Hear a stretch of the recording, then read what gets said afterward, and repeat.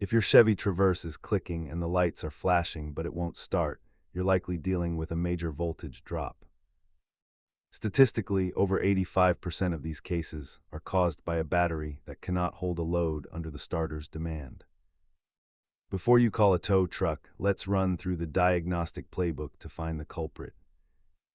Start by checking for loose or corroded battery terminals, as a poor connection often causes the dash to flicker during cranking. Beyond the battery, a failing alternator or a shorted starter solenoid can also pull enough current to reset the car's computers. In some Traverse models, a glitchy body control module can cause the lights to flash even if the battery is healthy. While cleaning terminals is a free DIY fix, replacing the BCM or alternator usually requires a trip to the mechanic.